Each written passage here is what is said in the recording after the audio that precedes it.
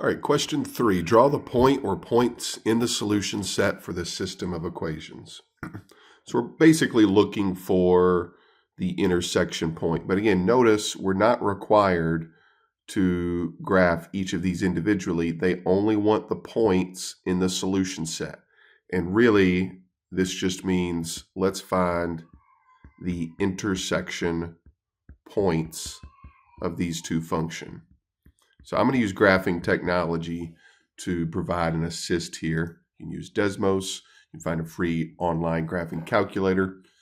So let's go to y equals, and I'm going to type in negative x squared plus 3x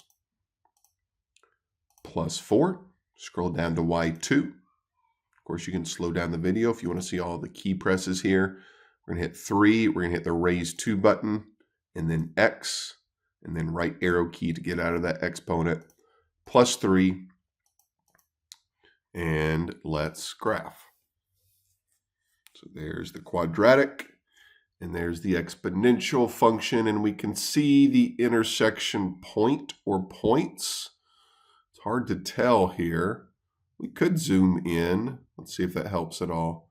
Zoom number 2. I don't know that it will. Nope. In fact, that is worse because we've zoomed in too far, so now we can't even see the graph to begin with. So what we're going to do is we're going to hit the second trace button. Once those graphs get finished, second trace, and then we're going to go to number 5 for intersect. That should be pretty logical. We're trying to find the intersection point. So it says first curve. So I'm going to put, so I can't tell if it intersects twice. If it does, the points are really close together. So what I'm going to do is when it says first curve question mark, I'm going to take my blinker and put it somewhere down here. Because first, if there are 2 intersection points, I want to find the leftmost intersection point. So that's why I've moved my cursor a little bit to the left on this curve. Hit enter once, and I'm going to move a little to the left on this curve so that I find the leftmost intersection point. Hit enter again. It says guess. I'm going to hit enter a third time. And it should give us that intersection point. Now, you'll notice you get this illogical number here. Essentially, this is a number written in scientific notation that's so minuscule, so tiny, that really it's 0. Like this E tells me this is scientific notation. So the X value is 0, the Y value is 4. So that's going to be my first intersection point. And of course, we could verify this very easily.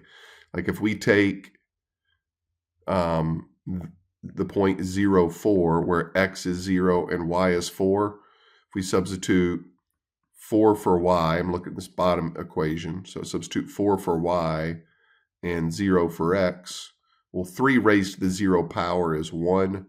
1 plus 3 is 4, makes that one true. Now let's take it in that top equation, y equals negative x squared plus 3x plus 4. We're going to replace the y value with 4. Everywhere we see an x, we're going to replace it with 0. This is only if you don't trust that calculator. 0 squared is 0. 3 times 0 is 0. 0 plus 0 plus 4 is 4. So yeah, 0, 4 is a solution. So now let's check to see if there's another solution. So let's hit second trace again and go back to number 5 for intersect.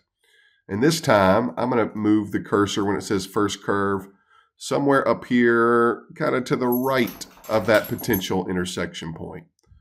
So I'm going to hit enter once. That says second curve. I want to make sure, yeah, I'm somewhere on the right-hand side of the intersection point. Hit enter again. It says guess. Hit enter a third time. It does give us a different intersection point, the point 1,6. You can verify and check that if you want, but those are the 2 correct answers for question 3.